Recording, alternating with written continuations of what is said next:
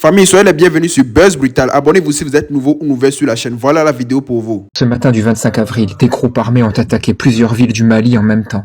Les attaques étaient simultanées sur Kidal, Gao, Mopti et Kati à 2 pas de Bamako, là où réside Assimi Goïta. 2 groupes seraient en cause, le FLA, les rebelles Touaregs, et le JNIM lié à Al-Qaïda. Maintenant, en fin d'après-midi, l'armée malienne affirme que la situation est sous contrôle. Pour l'instant, cela reste très confus en tout cas.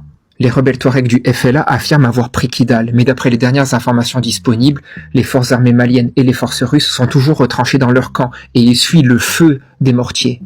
Ce à quoi il faut faire attention, c'est qu'on a plusieurs récits parallèles qui sont en train d'être diffusés. D'un côté, il va y avoir les relais des terreaux qui disent qu'ils sont en train de libérer la population sur place. Mais on sait que l'arrivée de groupes comme le JNIM n'est une libération pour personne. Il faut faire attention aussi aux partisans de l'AES qui vont minimiser ce qu'il se passe ou qui vont dire que ce qui arrive est forcément un complot occidental. Et enfin, il y a aussi certains commentateurs, notamment à Paris, qui sont déjà en train de se frotter les mains en disant « on vous l'avait bien dit ». Parce que le contexte, c'est que les militaires au pouvoir au Mali depuis 2022 ont chassé la France et se sont rapprochés de la Russie. Mais qui peut se réjouir vraiment de ce qu'il se passe actuellement? Et nos pensées vont à la population malienne. Et méfiez-vous des propagandes, d'où qu'elles viennent. Attaque terreau au Mali. Voilà, faut qu'on en parle. Une base militaire malienne a été attaquée. Ça faisait longtemps qu'on n'avait plus entendu parler de ça. Voilà, même si le Mali est toujours envahi par des terreaux, mais même une minute de paix, une minute de confort, une minute de sécurité est plus important. J'apporte mon soutien au peuple malien. Sachez une chose qu'on ne peut même pas souhaiter ça à son pire ennemi. J'espère vraiment que le Mali sera libéré de toutes ces attaques terreau. Parce que le peuple malien est chaleureux. Voilà, loin des guéguets des réseaux sociaux, mais on reste humain. Voilà, j'apporte tout mon soutien au peuple malien. J'ai des amis maliens, donc ça ne les changera pas. J'espère vraiment que toutes les grandes instances, les grandes puissances arriveront à trouver une entente et ne pas laisser ces pays-là aujourd'hui atomisés par ces terreaux qui ne demandent que à s'installer au pouvoir de façon absurde. Donc j'espère vraiment que ça ira pour les Maliens. Force à vous. Et puis sachez que vous n'êtes pas seul. Mali, le 25 avril 2026. Des attaques terroristes sont en cours dans tout le pays. Dans les grandes villes, y compris Bamako. Des terroristes mènent des actions violentes contre le gouvernement militaire d'Assimi Goïta. L'état-major général a fait un communiqué que je vais vous lire. Et juste après, j'apporterai une précision pour permettre aux uns et aux autres de voir très clairement dans cette situation qui n'a que trop duré. Je ferai également des suggestions au gouvernement malien. Le communiqué en question. L'état-major général des armées informe l'opinion nationale que dans la matinée du 25 avril 2026, des groupes armés terroristes ont tenté des attaques dans certaines villes du pays. Ils ont immédiatement essuyé des violents revers grâce au professionnalisme et à l'engagement des femmes. Plusieurs terroristes ont été neutralisés et des équipements détruits. Les opérations de ratissage continuent, la situation est sous contrôle. L'état-major général des armées appelle les populations à garder l'air calme et à faire preuve de discernement en ne relayant aucune vidéo ou message de propagande visant à alimenter l'inquiétude générale. Dans ce contexte, il est impératif de se référer exclusivement aux canaux officiels pour obtenir des informations fiables. Unis, nous vaincrons Bamako le 25 avril 2026. C'est le communiqué que l'état-major a fait suite aux événements en cours au Mali. Au Mali, depuis plusieurs années, depuis 2011 je crois, des terroristes sévissent dans la région. C'est à partir du Mali que le terrorisme s'est propagé partout dans le Sahel. Les militaires qui ont fait le coup d'État l'ont justifié du fait qu'il y a l'insécurité et qu'il fallait intervenir et donc faire la guerre afin que la paix durable puisse revenir au Mali, que les Maliens puissent se sentir en sécurité et travailler et vivre aisément dans leur pays.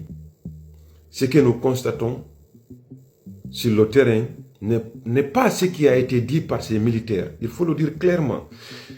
Moi, j'ai l'intime conviction maintenant qu'il y a de ces militaires au Mali qui se servent de cette situation pour s'éterniser au pouvoir. Parce qu'aussi longtemps qu'il y a guerre, ils diront qu'ils sont là pour lutter afin que la paix puisse se retourner.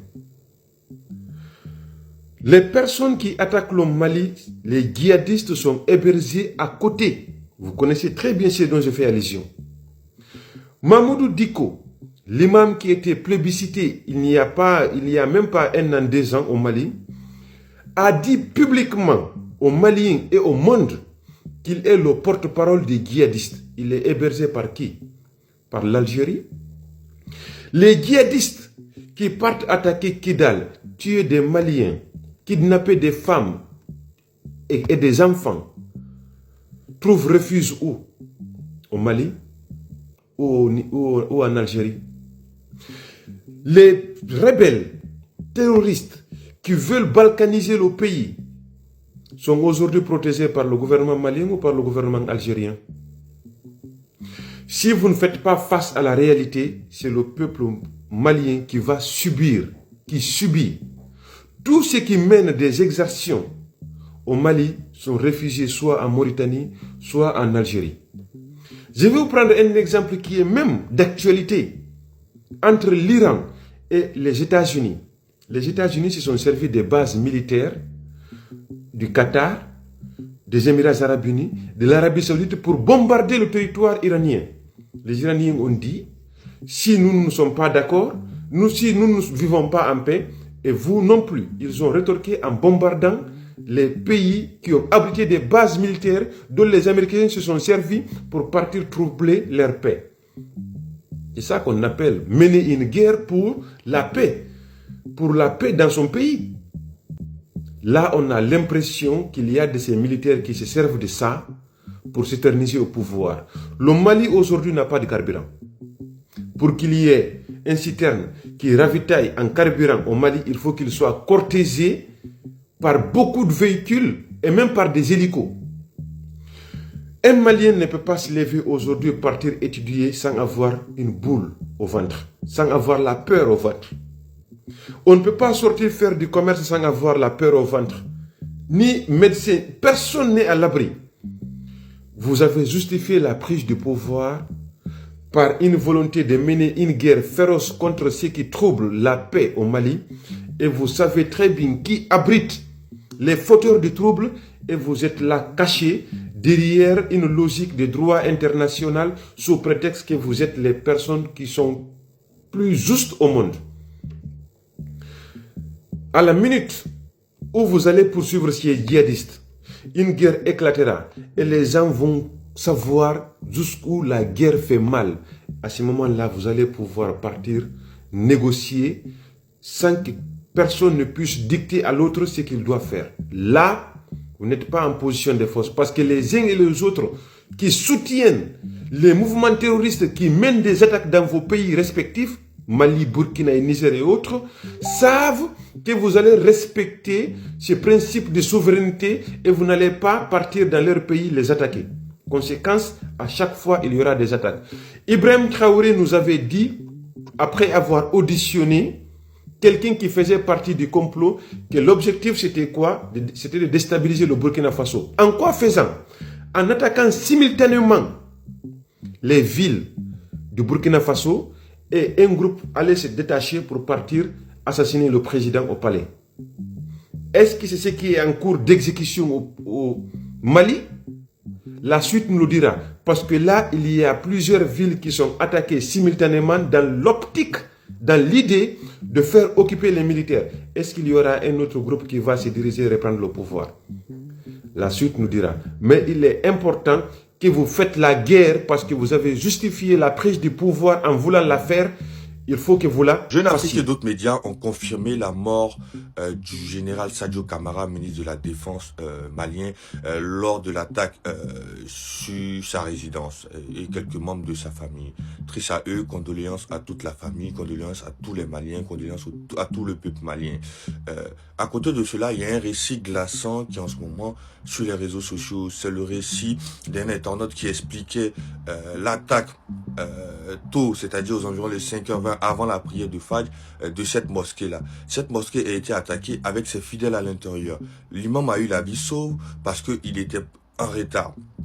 Par contre, d'autres fidèles ont péri. Je ne sais combien de fidèles ont péri parce que pour l'instant, le bilan des victimes n'a pas encore établi avec justesse. C'est triste qu'on en arrive à cette situation-là. Ces gens-là, c'est-à-dire quand je parle de ces gens-là, je parle de ces terroristes-là. Ces terroristes-là n'ont rien à voir avec la religion, n'ont rien à voir avec l'islam parce que vous pouvez pas vous revendiquer d'une religion et attaquer un symbole aussi important, aussi sacré comme une mosquée et tuer des innocents. Donc ne mélangeons pas les choses, attaquons-nous réellement au terrorisme. On doit tous combattre le terrorisme parce que ce qui se passe au Mali est grave. Ce qui se passe au Mali peut toucher toute la sous-région, c'est-à-dire toute l'Afrique de l'Ouest. Donc ensemble, on doit se mettre ensemble pour dénoncer cela. Maintenant, s'agissant de la gestion du Mali, de la gestion de cette crise-là, pour là, on va faire le bilan après. Parce qu'il y a quelqu'un qui m'a interpellé sur une vidéo qui s'est interrogé pourquoi j'ai parlé d'échec de la classe dirigeante. Oui, il y a un échec.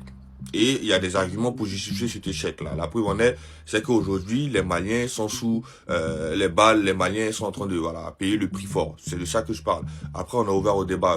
Mais pour l'heure, on parle de ce qui se passe, on condamne ce qui se passe, on pleure aussi avec les Maliens. Vive le Mali doit rester un et indivisible, le Mali doit revenir aux Maliens, force aux Maliens, à très bientôt. Soutien total au Mali et au peuple malien qui a été visé par une grosse attaque à terreau et le Royaume du Maroc se tient aux côtés du Mali d'après une source diplomatique marocaine. Le Royaume du Maroc suit de près la situation et bien évidemment condamne tous ces actes lâches qui ont été effectués à l'encontre du peuple malien. Et donc, encore une fois, ce qui est fou dans tout ça, c'est que ça intervient seulement quelques jours après la reconnaissance par le Mali de la marocanité du Sahara. Maintenant, vous savez que le Mali soutient le Sahara marocain et comme par hasard, juste derrière, on a des attaques à l'encontre de ce pays-là. En tout cas, tout mon soutien de mon côté. Le Royaume du Maroc a exprimé sa solidarité au Mali et son appui plein et entier à son intégrité territoriale, à sa sécurité, mais également à sa stabilité. Et vous remarquez que voilà pour les dernières infos qui circulent. Pour l'instant, tout le monde attend d'y voir plus clair. Restez connectés, on suit la fête de très près pour vous tenir au courant dès qu'il y a du nouveau. Le peuple malien qui, à main nue, va clairement se battre contre des personnes qui sont armées. Ça montre aujourd'hui le courage de ce peuple et c'est pour ça que le Mali ne tombera pas. Dites-moi ce que vous en pensez et n'oubliez pas de vous abonner. Breaking news, plusieurs médias rapportent depuis ce matin la mort du ministre malien de la Défense, Sadio Camara, des médias occidentaux principalement, qui rapportent cela comme si c'était une victoire pour eux et bien sûr pour leurs terroristes envoyés pour déstabiliser le Mali. Sans victoire, bien sûr. Mais non, c'est pas une victoire. C'est pas une victoire comme ils le prétendent. Au contraire, c'est un échec et vous allez comprendre pourquoi. Ces mercenaires qui se sont déplacés au Mali pour attaquer et essayer de déstabiliser le Mali, ils se sont déplacés bien renseignés. Et vous êtes sans ignorer que principalement, le renseignement viendrait, du renseignement français, de la DGSE. Voilà, la DGSE qui est donc le service de renseignement français. Ils viennent bien renseigner. Je ne veux pas parler de la Côte d'Ivoire et du Bénin qui sont accusés, notamment par les autorités de l'AES, d'aider les déstabilisateurs qui veulent s'aimer le chaos au Mali et dans l'AES. Donc, ils étaient bien renseignés. Ils étaient bien armés. Et d'ailleurs, j'ai vu des rapports selon lesquels la Mauritanie aurait aidé ces terroristes en acheminant du matériel acheté en Ukraine, des drones achetés en Ukraine, par exemple. Alors après, cette information-ci n'est pas confirmée, donc on attendra la confirmation. Et encore une fois, ce n'est pas du tout une victoire, au contraire, c'est un échec avec 80 morts sur place et des centaines de blessés en terroristes. Alors oui, c'est un échec cuisant pour l'impérialiste qui a voulu déstabiliser le Mali, son succès. Oui, peut-être, c'est confirmé. Ça nous fait mal, on va pleurer, il n'y a pas de problème. Mais ça va nous apprendre à être bien plus vigilants que ça. Et vous pensez que la prochaine fois arrivera, ça n'arrivera plus. À bon entendeur, salut, dites-moi en commentaire ce que vous en pensez. Famille, j'espère que vous avez aimé la vidéo. N'oubliez pas de vous abonner sur la chaîne pour ne rien rater de nouveau. Merci.